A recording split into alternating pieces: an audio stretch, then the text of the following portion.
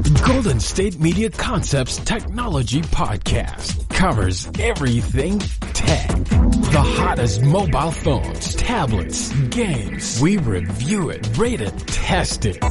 Whether you're Microsoft or Apple, Android or iPhone, we'll give it to you black and white. The Golden State Media Concepts Technology Podcast.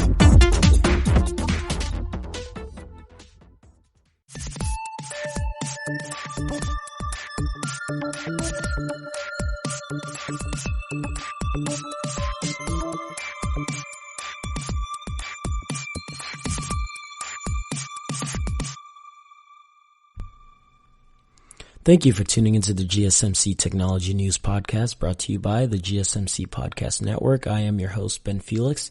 Today I'm going to be discussing the South by Southwest Conference/Festival getting canceled as a result of the coronavirus, why we should also clean our smartphones after we wash our hands, Facebook banning ads for medical masks, cops using Google location data to try to solve crimes, Apple's $500 million settlement, and to finish off, I'm going to shine a spotlight on some awesome women in tech. So let's get started. Now, on Friday, March 6th, Austin Mayor Steve Adler announced that he was declaring a local disaster because of concerns over the novel coronavirus, effectively canceling the South by Southwest Music, Tech, and Film Festival that the city was set to host next week.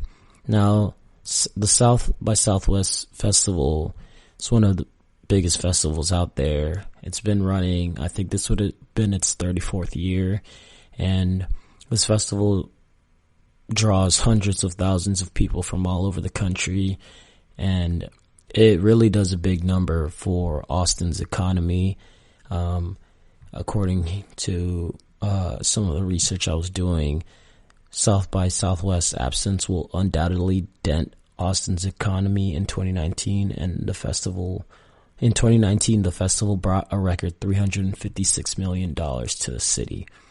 So that right there is going to be a huge hit.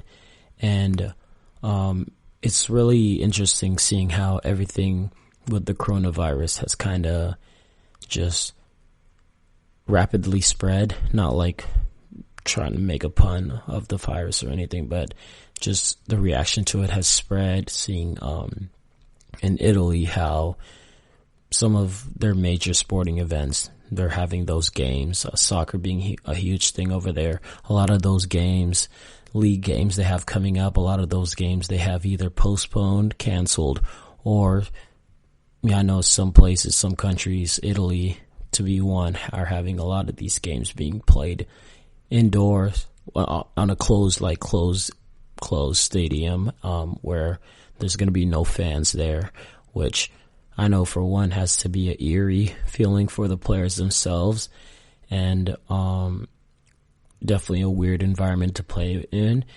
But that started happening overseas in those European countries, some of them, and as this virus continues to spread, and as more people, if it keeps going the way it is, more people start to catch it, it'll be interested to just see how, other countries and even U.S. specifically start taking precautions towards trying to, just make sure everyone stays safe.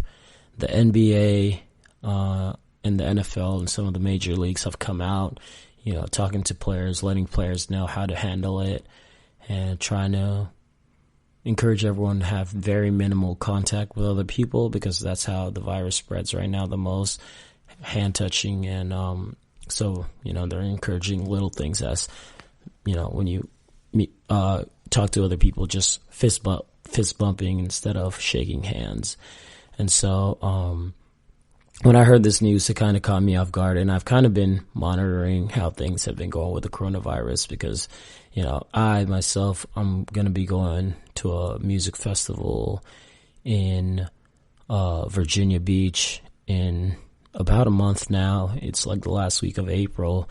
It's something in the waters, and it's on a smaller scale to what South by Southwest is, but it also, is kind of This is the second year of this festival. It's put on by Pharrell, and I went to it last year also. It was really awesome, and it was such a huge success last year that they're building off of it now this year, and they've, incorporated more to it. It's not just a music festival. It has the same sort of aspects to it as South by Southwest does, which it has little breakouts talking about different things with tech, financial literacy, and many different aspects to it. It has a very wide range of aspects to the festival beyond just the music, and even to the fact that they made it a week-long event, with the music part being the last 3 days with the weekend. And so we're still a month and like 2 weeks out from the actual festival, and as of now, they recently, I think in the past couple of days, came out releasing some news that, hey, as of now, the festival is still going on. But nonetheless, as other festivals, Coachella's coming up. Coachella's another huge festival that dabbles with a lot of this. It'll be really interesting to see what they do, because California recently announced a state of emergency as a result of the coronavirus. There's some areas in LA, with LA being such a huge traveling hub, it's no surprise that area already is feeling the effects of the coronavirus. One of the major areas in the U.S. already facing it. So, really will be interesting to see how it plays. But going back to kind of the story on South by Southwest being canceled, the mayor goes on to say, it's really unfortunate to be canceling South by Southwest. It is really important to our city. And, as of now, there are no confirmed cases of the virus in Austin, Texas, and the areas around it. But like I said, since this festival will have a huge presence of international guests, and since there's no vaccine as of now for the virus, and just all the uncertainties that come about whether the festival could, accelerate the spread of the disease, of the virus, all kind of played a part in why the festival ultimately got canceled. And many companies like Google and some Apple and some of the other big companies that were sponsoring South by Southwest has started pulling out of the festival a couple of weeks ago. And I think that's the other thing that kind of really hurt them on the underlining side, when these huge companies start pulling out, and as a result of the threat of the virus, I think it just really kind of handicapped South by Southwest, and ultimately led to this decision. And this also, on the tech aspect of it, this makes it really hard, this cancellation for those tech companies that were going to participate in this festival, because these tech companies depend on the heavy media presence this festival draws each spring to promote their talent, and launch their newest products. And so it'll be interesting to see how things play out in this next few months. As I mentioned earlier, we're going to have a bunch of other huge festivals, yearly round festivals, that are going to start occurring. And right now, all the mood around this virus is, trying to discourage people from, large gatherings. And if that's the case, it's going to be like, the economy is going to be in shambles, because these conferences, these festivals generate so much money for, so many people. And that's the saddest thing about this South by Southwest story, and this festival being conference being canceled, is because it really draws a lot of, a lot of people spend all their time and effort into preparing for that festival, and they make a lot of, their income off that 1 week of the festival. So, you really got to feel it for those people, and those independent artists the small startup tech companies and whoever else may be, in the midst of being involved with that festival. And I really hope that, we're just able to really, one, be able to find a vaccine quick for the virus, and then also it starts being able to get it all contained and, slow down the virus spreading. But we're going to take a quick break, and when we come back, we're going to talk about why your hands shouldn't be the only thing you're cleaning consistently amidst the coronavirus. So we'll be right back after these messages. Do you work in the world of marketing and advertising? Are you a media buyer or the owner of an agency? Have you been looking for a podcast to help stay on top of all the goings on of those worlds? The GSMC Marketing News Podcast is dedicated to keeping you up to date on all things concerning marketing and advertising. Get the latest marketing news, from what major businesses have planned for the coming year to the newest trends in advertising, from podcasts, digital and streaming, to the old standbys of radio, television, and billboards. The GSMC Marketing News Podcast has you covered, whether you're a marketing agent or a business trying to expand your brand.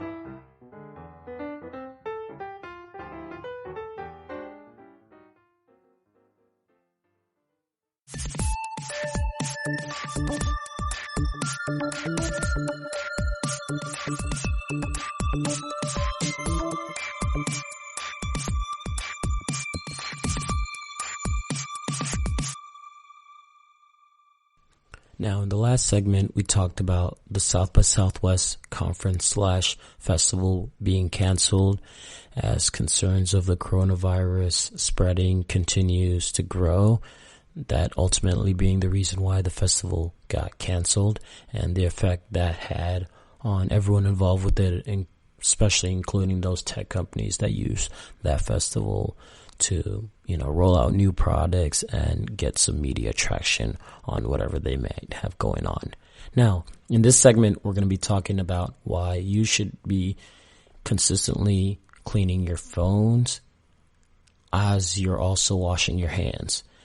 And this also ties in with the whole coronavirus outbreak.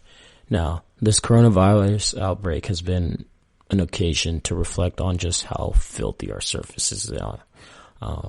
The last time I've really been super self-conscious of how dirty things are just in general was whenever I've been to Haiti 3 times before on outreach mission trips, whatever you want to call it.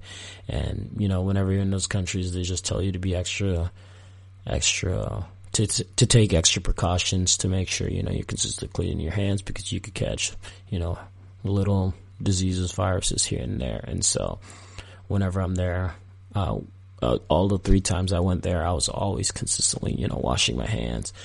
I had hand sanitizer on deck all the time. And so from having that experience, that I've already had it kind of ingrained in me, where I'm a little OCD when it comes with it, where I make sure I'm try to keep my hands clean as much as possible. And so, with the coronavirus spreading the way it is, the health officials have been coming out and letting people know to, take extra precautions, making sure they're constantly, regularly cleaning their hands and avoid touching your face. That's really the hardest thing for me right now, is avoid touching your face.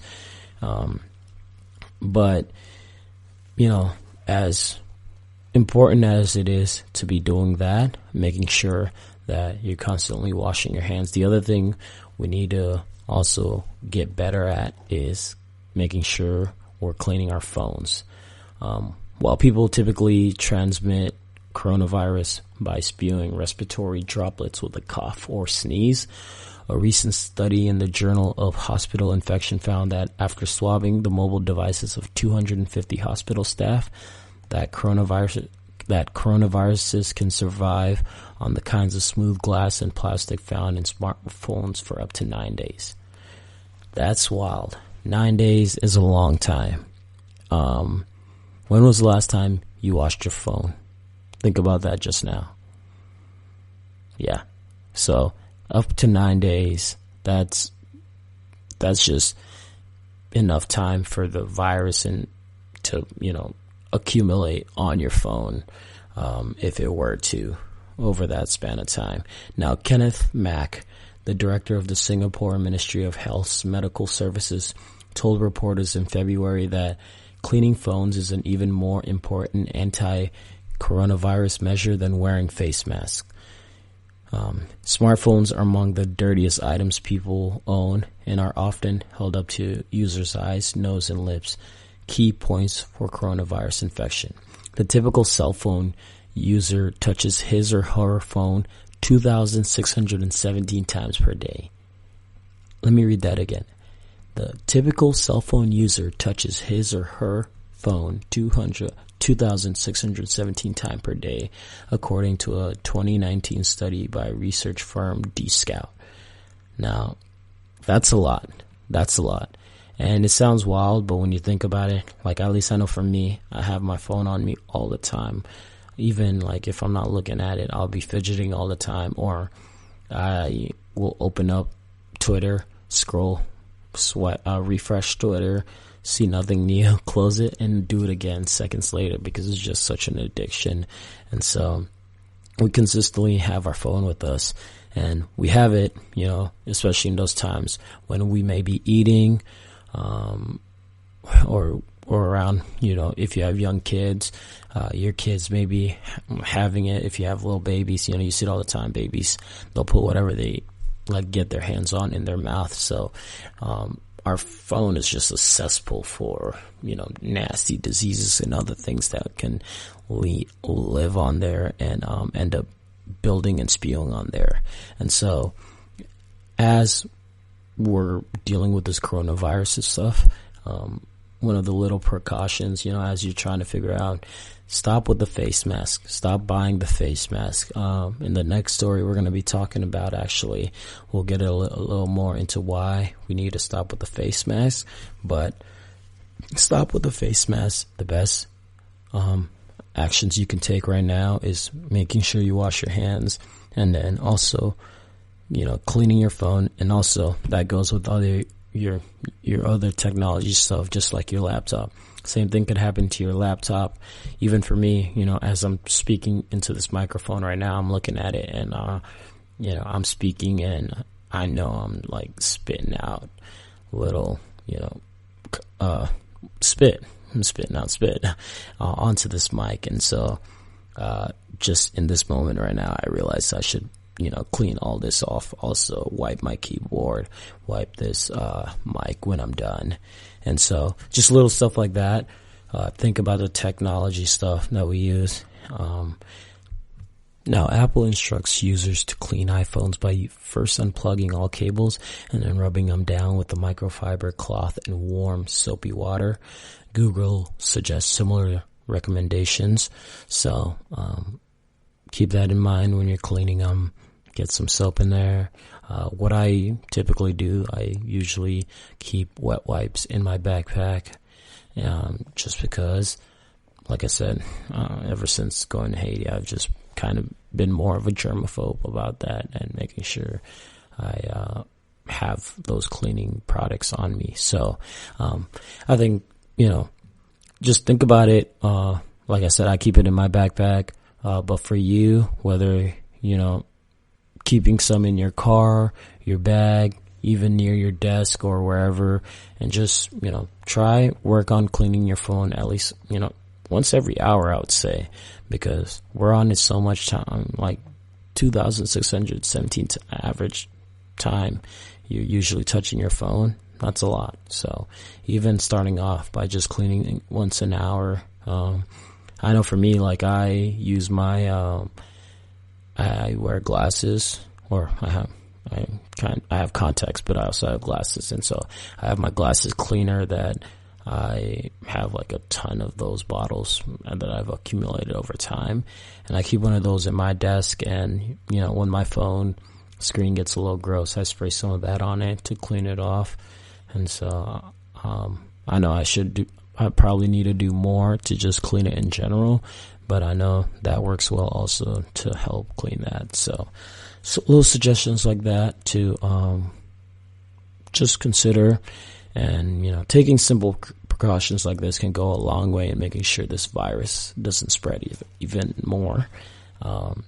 We need to try to reel it in as much as possible, and our technology, just as of now, I'm looking around, I see my TV remote, there's just little tech stuff that we use all throughout our lives, that we're touching. My laptop screen is touch screen that I need to wipe that off also. So look around your house, work, different places, a lot of people, wherever you may be, and see what you can take more actions toward trying to keep clean and help in the fight against coronavirus. Now, we're going to take another quick break, and when we return, we're going to discuss Facebook temporarily banning ads for medical face masks to prevent coronavirus exploitation. So, hang out. We'll be right back. Tired of searching the vast jungle of podcasts? Now listen close and hear this out. There's a podcast network that covers just about everything that you've been searching. Hey! The Golden State Media Concepts Podcast Network is here. Nothing less than a podcast bliss with endless hours of podcast coverage. From news, sports, music, fashion, cooking, entertainment, fantasy, football, and so much more. So stop lurking around and go straight out to the Golden State Media Concepts Podcast Network. Guaranteed to fill that podcast itch. Whatever it may be. Visit us at www.gsmcpodcast.com. Follow us on Facebook and Twitter, and download us on iTunes, SoundCloud, and Google Play.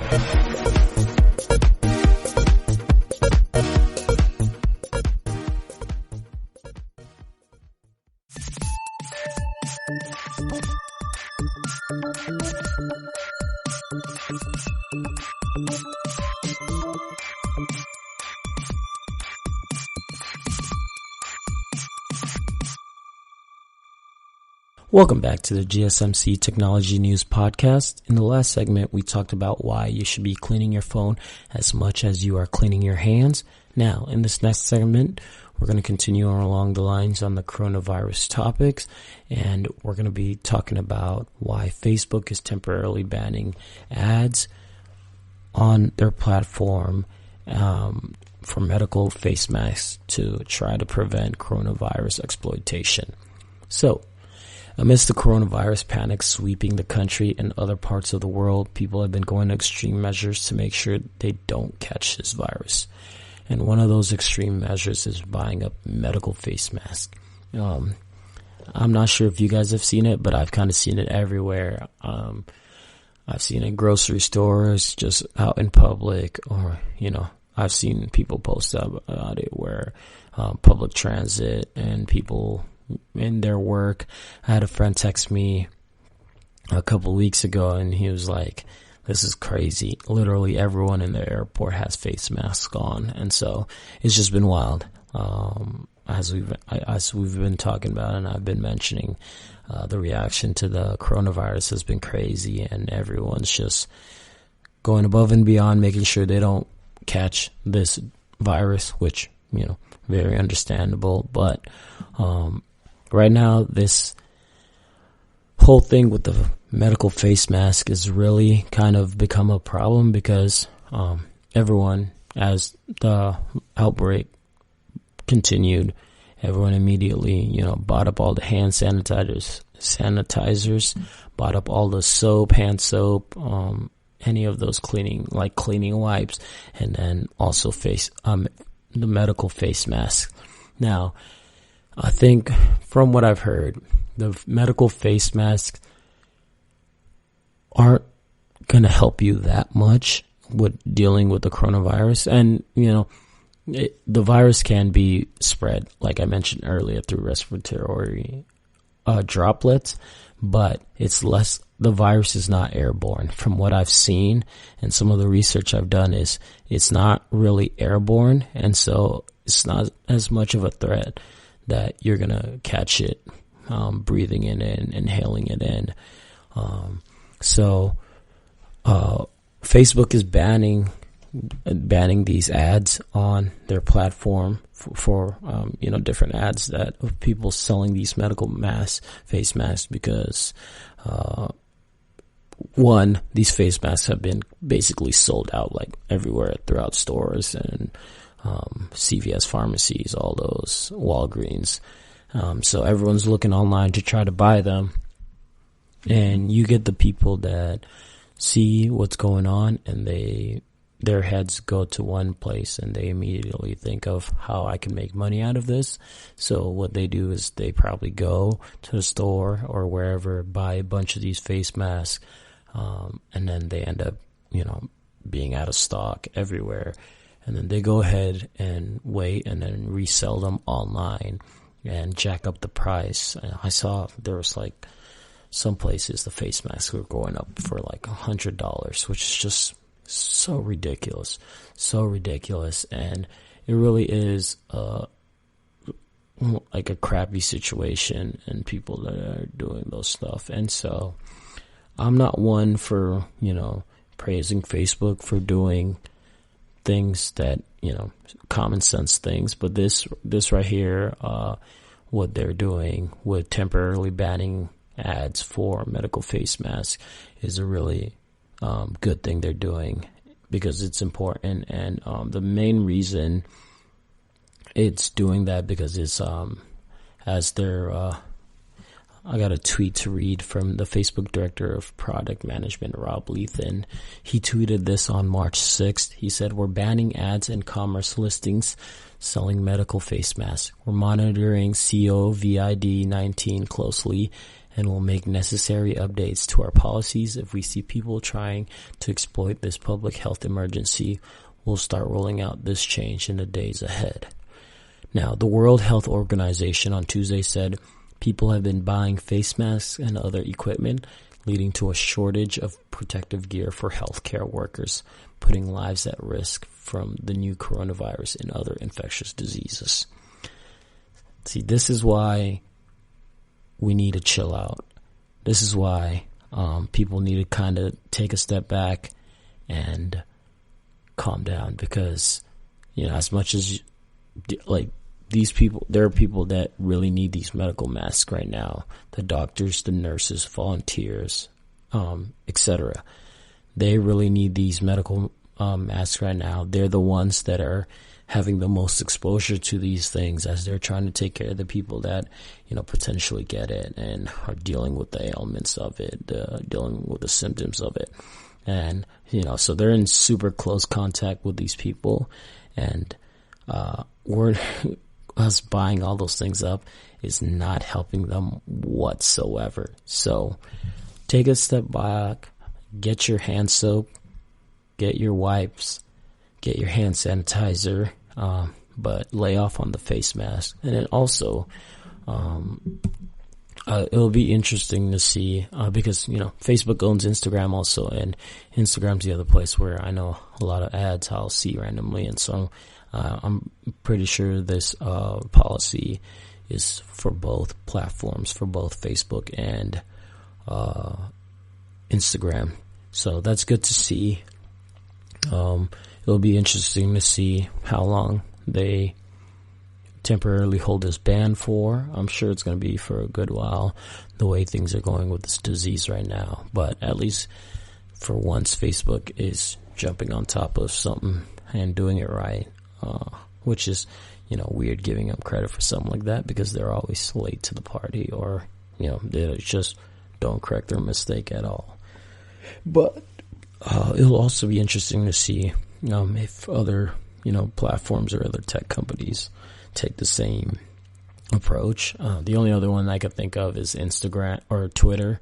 I know Twitter has ads, but Twitter's ads are different. I've never Twitter, I don't think they caters more to e-commerce as far as wanting you to buy clothes. I don't rarely see that much. All the ads I usually see on Twitter are, something related to like a TV show or, ESPN or SportsCenter promoting one of their tweets. So it's never a, hey, buy this product, or, you might get the rare Wendy's or Subway tweet promotion, but nothing for medical face mask, I would say.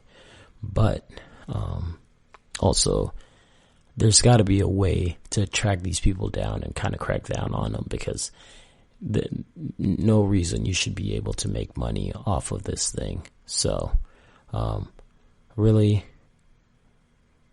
good of Facebook to be doing this, and hopefully these people can be stopped. And also, don't help them out. Don't feed into this scaremongering, and don't let them make money off something like this that they should not be making money off of at all.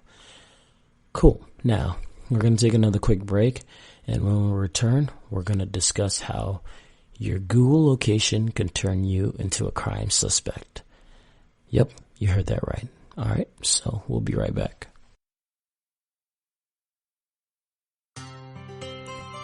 Are you a business owner? Someone interested in the latest news that might affect your business? Then check out the GSMC Business News Podcast, a show dedicated to keeping you up to date on all things concerning business, technology, and the stock market. Get a head start on the day as we keep you updated on the latest goings-on Wall Street, money, jobs, and technology. The GSMC Business News Podcast has you covered.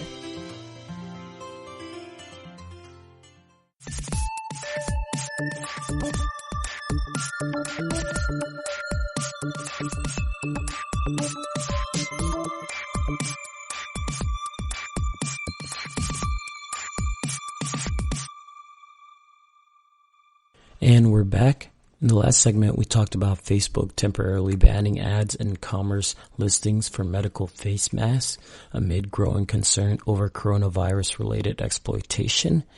Now, in this segment, we're going to be taking a look at this story I saw on The Verge about a Florida man who got wrongly accused of a crime, and it's all courtesy of his Android phone. Now, what happened was a Florida man who used the fitness app to track his bike rides found himself a suspect in a burglary when police used a geofence warrant to collect data from nearby devices, an NBC News investigation finds. Now, the guy's name was Zachary McCoy, and he had never been in the home where the burglary occurred, but by leaving his location settings on for the Runkeeper app he used, he unwittingly provided information about his whereabouts to Google, which placed him at the scene of the crime. Now, that data that the app collected is collected as the result of a little-known Google feature that builds a comprehensive history of where a user has been, and information that's proved valuable to police and advertisers alike. And as a result, recently, law enforcement has been reaching out to Google and other tech companies trying to get location data to help them solve different types of crimes. Now, McCoy had bypassed the house where the burglary took place 3 times on the day of the alleged crime, part of McCoy's usual route through the neighborhood, but he was deemed a suspect. NBC News says Google's legal investigations team contacted McCoy in January, notifying him that Gainesville police were demanding information from his Google account. Now, McCoy eventually got cleared as a suspect, but not before him having to hire a lawyer to help him figure out exactly what data police were seeking. The geofence warrant, a type of search warrant, required Google to provide data from any devices it recorded near the scene of the burglary, including location. This data is collected as a result of a little-known Google feature that builds a comprehensive history of where a user has been, as I mentioned earlier, and, that information is just there and you don't even know it. And I've had that thought so many times. I've started, I'm sure we all had little things happen where, the one weird thing that recently started happening, and it's been happening for years now, I guess I should say, but I know for a while, Google used to, I personally, I have an iPhone, but I like Google Maps, way better than Apple Maps. And so I religiously use Google Maps, and it's gotten to the point where like unless it's like my neighborhood, this close area, I'm really terrible with directions. I could go to the same spot 5 times, and half the times I might end up plugging it into Google, which is bad and something I need to work on. But that's just because I rely on my Google Map too so much. But getting back to my point, Google would randomly like tell you where you parked. I think Google did it, and also I know Apple does it also, or like it marked where you parked. And it seems like a cool feature because, if you forgot where you parked, you could just open up the app and it'll let you know. But at the same time, I was thinking about it. It was also super weird where you never ask me if I want you to save my location, if I want you to tell me, hey, you parked here, hey, your car's over there. And it's terrifying. It's terrifying, especially seeing as how Google's using your location, building a comprehensive history of it. That location is being saved on a database somewhere, and then that data could potentially be shared with, say, people like law enforcement without your knowledge. And this is in the murky waters of, as you'll see with this podcast, a lot of the underlying ideas is going to just be the fact that like we're screwed. We're screwed. The way technology is ever evolving, it's so cool, and I love it.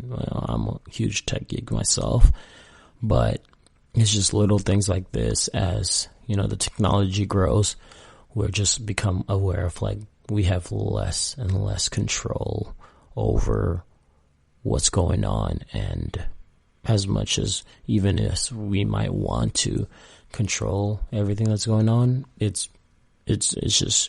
beyond hard.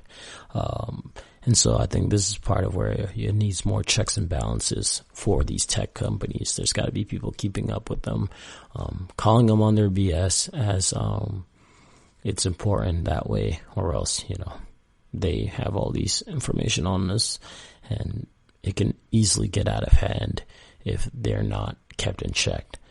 And that's the thing. But privacy as a concept is quickly diminishing, and you can try to turn your location services off, but one way or another, these tech companies have countless data on us that could eventually be used to say we accidentally framed, to say like that data can be used to accidentally frame us for a crime we did not commit. So stay safe out there, and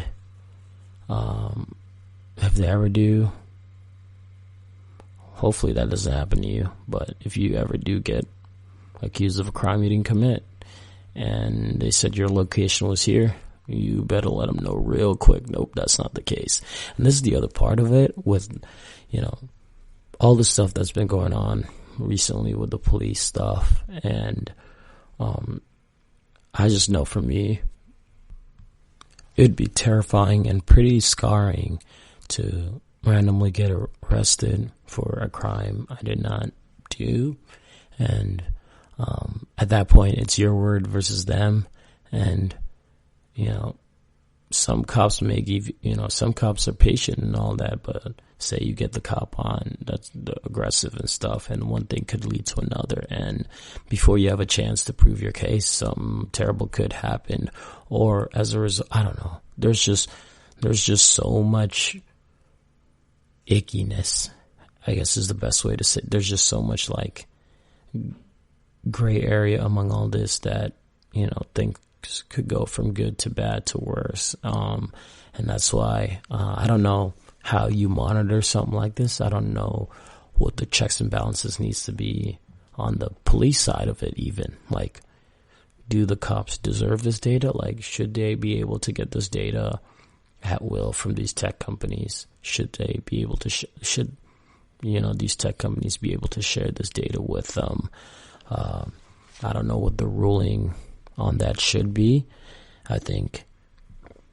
I'm sure like having that data has proven to be helpful in other cases prior. But also as we see with this case, we see the bad side of it also and how it can not work out that well. So it's all just a matter of, trying to get it right, trying to nail it down right. And hopefully we can start seeing, like, take this example of what happened to McCoy and really use it as the template for what to try to avoid in future times, and really let it not happen again, because that's terrifying. And for the one thing I will suggest, I know for me with my phone, I have like tons of apps on it, but there's only like 5 or 10 I regularly use.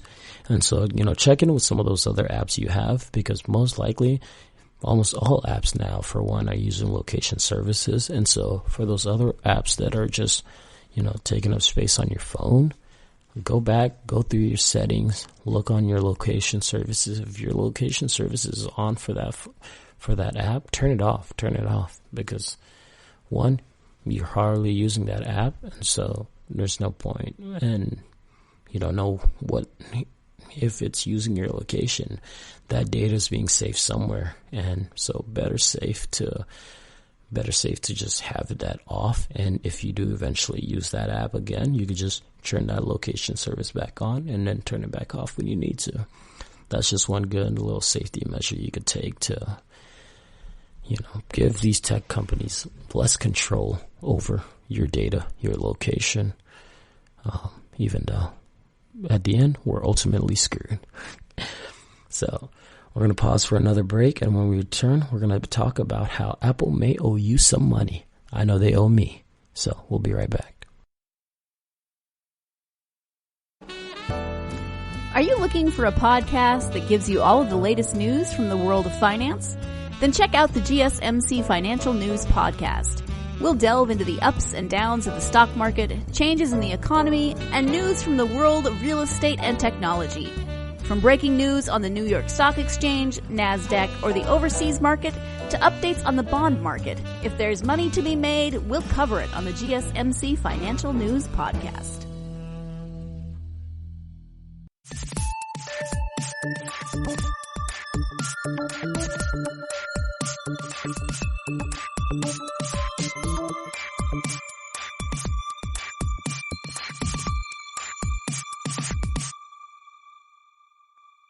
All right. In the last segment, we talked about how cops are getting location data from Google and using it to attempt to solve crimes, and how it's been going not too well, at least not with this last instance.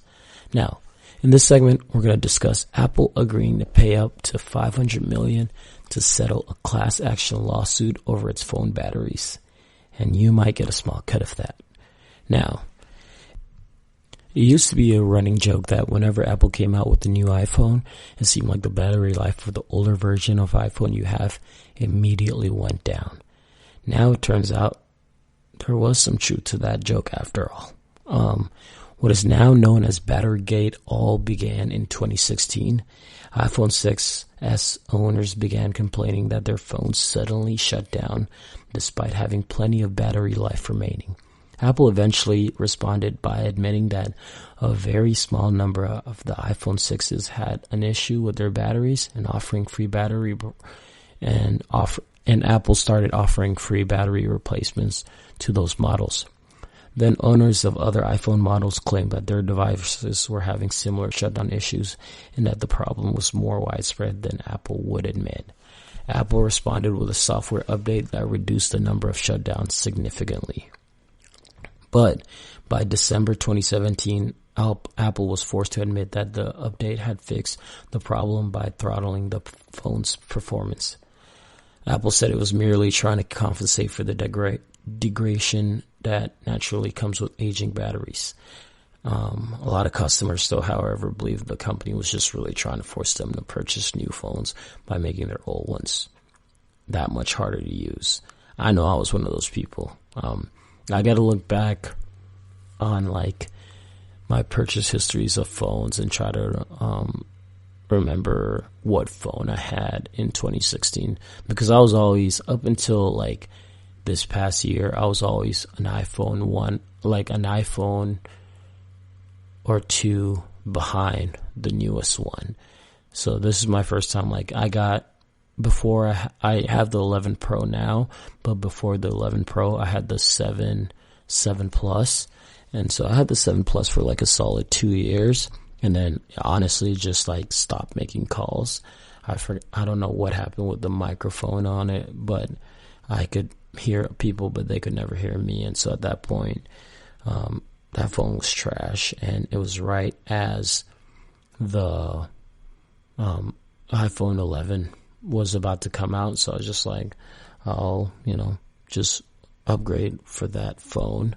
And so I did that. But like I said, I got to go back and see what phone I had in 2016. But I know I was definitely having issues with battery, stuff like that. And it just seemed weird because it really was like out of the blue. It just starts happening. And so sure enough, that turns out a few years later that this was what actually was going on. This was something that Apple was behind, and it's a sleazy marketing trick trying to get people to get rid of their phones and buy new ones, and super dishonest, super disloyal. I'm a huge Apple guy. I'll ride for that company just because I like their product a lot, but it's little stuff like this that you see it happens, and it puts a bad taste in your mouth, and you really hate to see it. But like I said, where was I? Just talking about, but they try to deny it at first, but ultimately a lot of people started complaining about what was going on, and then eventually Apple came out and was like, okay, yeah, we did this thing, we came out with this update and may have been causing it. And Apple's lack of transparency, that is them not admitting fault until after all the evidence made it possible to try to deny these claims, and not notifying users the effect this update would have on their phones didn't help their case. Ultimately, Apple sent the update out but gave nobody a heads up about it. And that was the thing. It was just simple as that. If Apple had told them, hey, we release this update, it's going to help you, but this is what's going to do, it's going to slow down this or that, they would have been good. But they did not disclose that information. And multiple class action lawsuits were filed in the U.S. and were later consolidated into this one lawsuit, which Apple is now settling. Countries including France and Italy fined Apple millions of dollars over this issue, but those fines pale in comparison to the $500 million Apple will now pay out. But this is the crazy thing about it. Like, $500 million is a lot of money, but Apple has over $207 billion in cash. Yeah, I'll read that again. Apple has over $207 billion in cash on hand. So $500 million is chump change for them. Not even chump change. That's nothing. If anything, I feel like the nice thing about this is Apple just proposed the settlement. It still needs to be passed. It still needs to be approved by a judge. And so if you're wondering, hey, how can I file a claim with the settlement? You can't quite yet because it needs to be approved, but once it does get approved, you can. And as far as the approval, from what I've been reading, that might take a few months. So we'll see how that plays out. But I almost want the judge to not approve it, make him pay a double, make him pay $1 billion, and then approve it. And so if the judge were to approve it now, though, if people were to file a claim, I think they were talking about how people getting back $25, which, I mean, money's money, so $25 would be nice. I like to look at money in terms of food, so that's like 2 meals out, 2 meals out, maybe a drink. So it's not nothing, but it's still, when you think about it, Apple was charging people, when this all was going on, Apple was charging people $29 to, get their battery replaced. Not their usual $79 that they usually charge. So they took $60 off, but still, like, if you pay $29 for that, you're getting, and you say you end up filing a claim, you're going to get $25 back. So you still lost $4. So, the little stuff like this, where when these companies get sued, Facebook, all the times they've gotten sued and had to settle or pay fines. It's always like they pay this amount and it seems crazy, but then when you think of their overall worth, it's like, it's nothing. And so these punishments for these tech companies need to start like really getting up there. They need to start having to pay a lot more for them to for it to really hurt their pockets, and then help them, be more conscious and hold them more accountable, because they're just going to keep screwing us over if they can, or not being careful about little stuff like that. And I think that's more the important part of it. So keep a lookout in the next few months. If the judge approves this, you could go ahead, file your claim, and get you your $25 and, enjoy you a nice little dinner, take your woman out or man or whatever. And enjoy that. So it'll be interesting to see how that keeps playing out. But Apple tried to, after the lawsuits kept piling up, Apple tried to jump in front of it and settle. And so they'll most likely get it their way anyway, and have to, pay essentially a few bucks to have this issue be over for them. So now we're going to take one final break, and when we come back, I want to show some love to some awesome women in tech in honor of International Women's Day.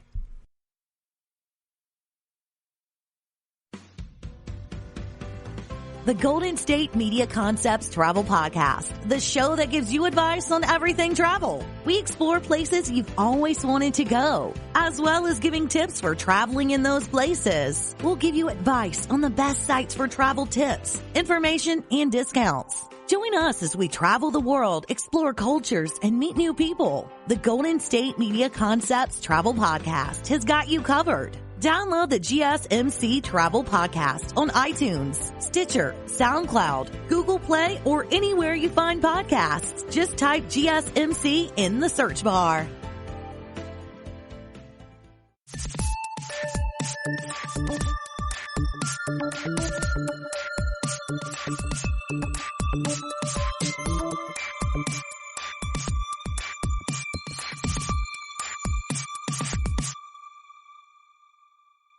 And we're back for our final segment. In the last segment, we discussed Apple agreeing to pay up to $500 million to settle a class action lawsuit over its phone batteries. Now, in this last segment, I wanted to, let me start off by saying I'm recording this on March 8th, and today is International Women's Day. Women make the world go round. Like, simply put, women are amazing, love them, and I've had the privilege to have some awesome women in my life as bosses, and I'm forever grateful for them, for their guidance, and I know they've shaped the way I am. And, I've learned so much from them. And I got a bunch of awesome women in my life, just from my mom to my sisters and aunts and all that beyond. So, I really wanted to highlight International Women's Day. And so I thought it'd be cool in this last segment to highlight some awesome women that are really killing it in the tech world right now. So first up is Susan Wojcicki. I know I totally butchered that, and I'm so sorry. I tried it like 100 times, but I just could not get it right. But Susan is the CEO of YouTube. Now, Susan earned her bachelor's degree in history and literature at Harvard University. She graduated with honors in 1990, and she originally was planning to pursue a PhD in economics and work in academia, but she changed course when she became interested in technology. She joined Google in 1999 as their first marketing manager, and she worked her way up to senior vice president of advertising and commerce. After overseeing Google Video for some time, Susan proposed that the company acquire YouTube, which at the time was just a small startup. In 2006, she handled the $1.6 billion purchase. The following year, she oversaw another large acquisition, the $3.1 billion purchase of DoubleClick. So, that's funny reading that, where she proposed that Google acquire YouTube, which was a small startup, for $1.6 billion. And to me, small startup or not, $1.6 billion is a lot of money. But then when you think of to the level of how YouTube's grown now under the wing of Google, like the return on investment for Google has been beyond exceptional. So Susan played a part in handling two of Google's largest acquisitions with the purchase of YouTube in 2006 and the $3.1 billion purchase of DoubleClick, as I mentioned earlier, in 2007.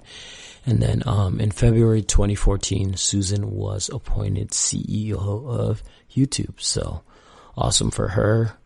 She's killing it, and you love to see it. So cool. Next up is Jeannie Rometty. Now, Jeannie Rometty is the CEO of IBM. She heads IBM, serving in the capacities of chairman, president, and CEO. She's the first woman to do that, so that's so awesome to see.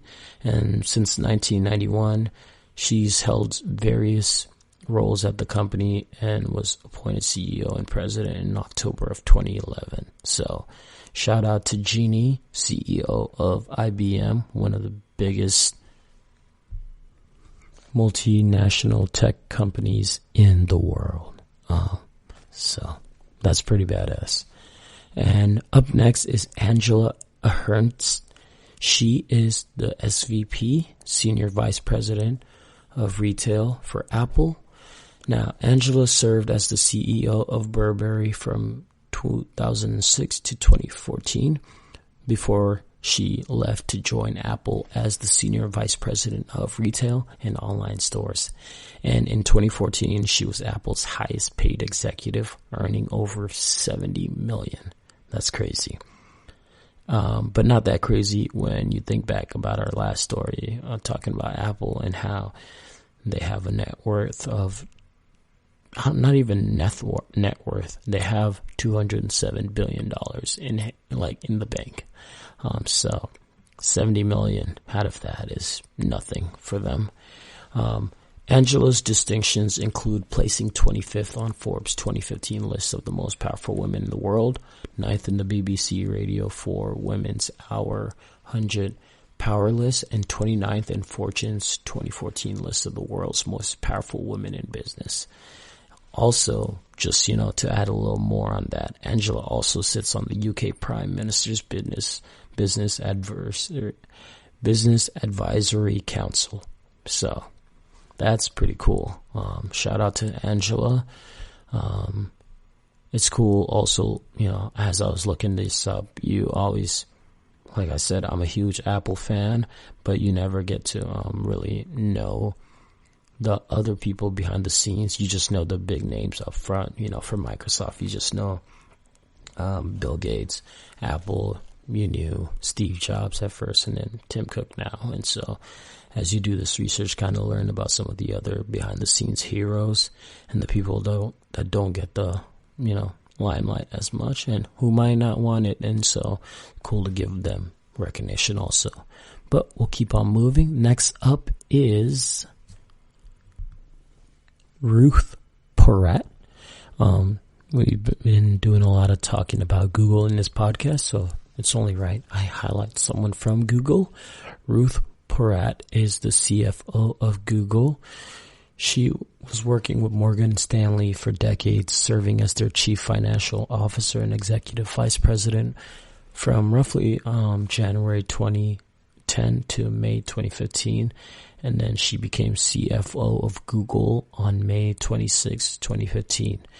In 2013, Ruth was being considered for the nomination as the next Deputy Secretary of the Treasury, but asked to be withdrawn from the running so she could continue her career at Morgan Stanley. And in 2011, Forbes named her number 32 on their list of the world's 100 most powerful women.